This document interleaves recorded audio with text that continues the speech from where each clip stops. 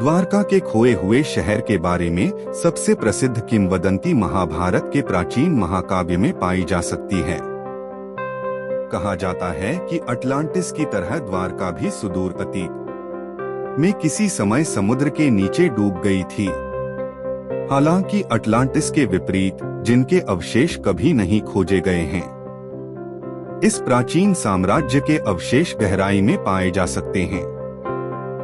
अगर आप सोच रहे हैं कि द्वारका पानी में क्यों डूबी, तो श्रीमद्भागवत के पवित्र ग्रंथ के अनुसार द्वारका नगरी का निर्माण मगध के शासक जरासंध के जवाब में किया गया था, जो लगातार मथुरा पर आक्रमण कर रहा था। हमलों को रोकने के लिए भगवान कृष्ण ने भारत के पश्चिमी तट पर एक अलग शहर स्थापित करने का फैसला किया। महान वास्तुकार विश्वकर्मा ने इस अवधारणा को जीवन दिया। प्राचीन ग्रंथों के अनुसार द्वारका के जलमग्न शहर का निर्माण कृष्ण ने कुशस्थली नामक स्थान के पास किया था। यह शहर तेजी से प्रमुखता से उभरा और भगवान कृष्ण के मिशन की अजेय धुरी बन गया, जिसमें लगभग 900 महलों में हजारों लोग रहते थे। शहर भारी किलेबंदी थी और केवल जहाज द्वारा ही पहुंचा जा सकता था। खोया हुआ शहर द्वारका जल्दी ही दुनिया भर में चर्चा का विषय बन गया, जो विस्मय और आश्चर्य को प्रेरित करता है। महाभारत के 23वें और 34वें श्लोक के अनुसार शहर उसी दिन अरब सागर से जलमग्न और जलमग्न हो गया था, जिस दिन कृष्ण 125 साल बाद आध्यात्मिक दुनिया में शामिल होने के लिए पृथ्वी से चले गए थे।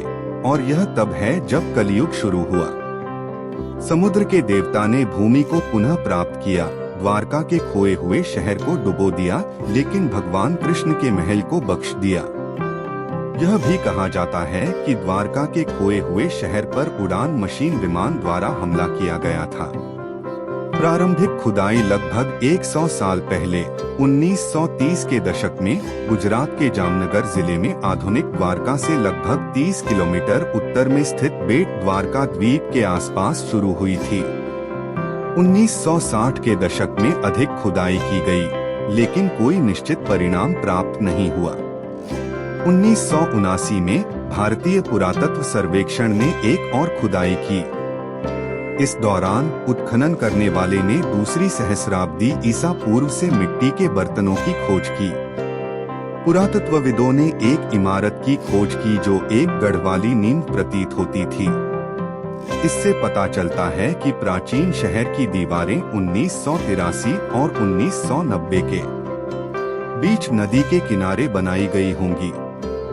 साइट से 500 से अधिक प्राचीन वस्तुओं का पता लगाया गया था। कुछ नमूने और तिथि तत्व दृढ़ता से 2000 साल के सांस्कृतिक उत्तराधिकार को स्थापित करते हैं। पत्थर के ब्लॉक, खंभे और सिंचाई प्रणालियों की खोज की गई, हालांकि इन खोजों की वास्तविक तारीख अभी भी विवादित है। एक सिद्धांत के अनुसार खोया हुआ द्वारका शहर लगभग 3500 साल पहले पुनः प्राप्त भूमि पर बनाया गया था और समुद्र का स्तर बढ़ने पर पानी में डूब गया था। वैज्ञानिक अध्ययनों से पता चला है कि 1000 सी में अपने वर्तमान स्तर तक पहुंचने से पहले क्षेत्र में समुद्र का स्तर कई गुना बढ़ गया है और घट गया है। ये बदलते समुद्र के स्तर भूगर्भीय गड़बड़ी से लेकर तटीय क्षरण तक किसी भी चीज के कारण हो सकते हैं।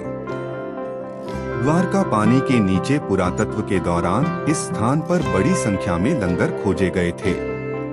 इसने संकेत दिया कि समुद्र के नीचे द्वारका एक ऐतिहासिक बंदरगाह था।